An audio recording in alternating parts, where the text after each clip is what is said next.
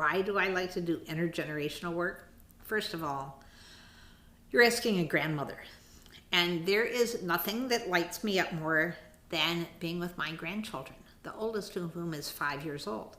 Why is that? Because when you're in dialogue with a new generation, when you're in relationship to a new generation, there is something about that that just unlocks your own hope, your own sense of promise about everything, your own sense of what's possible, your own interest in how a new generation is going to see and grow up, and the kind of world that they perceive, and the kind of world that they inherit, and the kind of world that they'll create.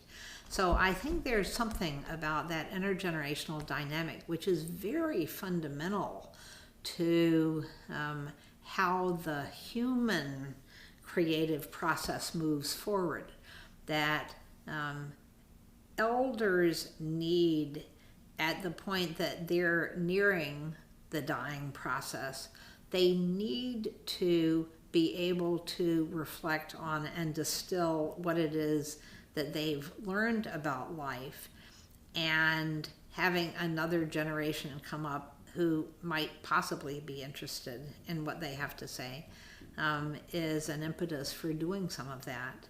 The youngest generation needs some orientation and voice of experience simply to bump off of, not to gain authority over a way of seeing, but simply by way of perspective, because when you've only been alive so long, there's only so much that you have seen. So I think that there's that very enlivening dynamic. At the point that Imagine Chicago started, we knew from the research that had been done in 1992 by Yankelovich, who was doing a values-based research project every year, that the divide between the generations was becoming a more intense divide than even race or economics, and that the youngest generation was really losing hope in the future.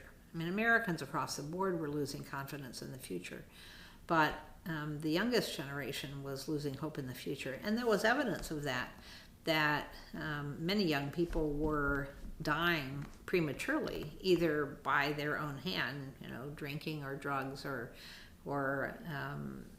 suicide in some cases, but also killing each other. And that suggested a loss of hope in the future.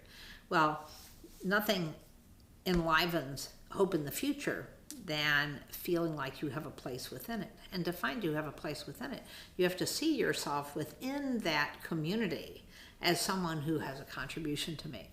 So I think as young people enter into community life, as they leave school or leave home or wherever, when they're out searching for their own place in the community, it becomes absolutely essential that there's a community there really looking to activate their own sense of place and purpose.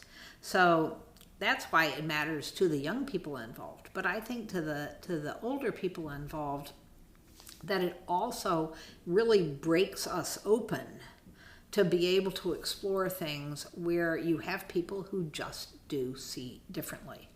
I also think there's a real challenge now with technology.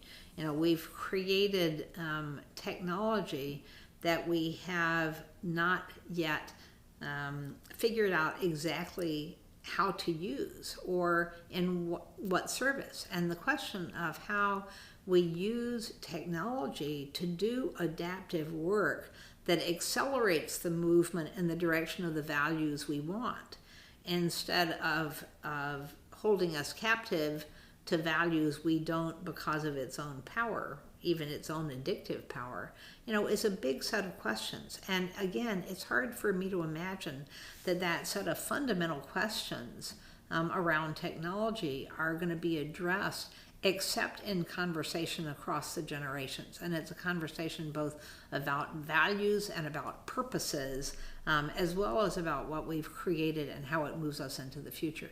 So the past and future have to be in active dialogue in order to enlarge the present and to give us a way to move forward.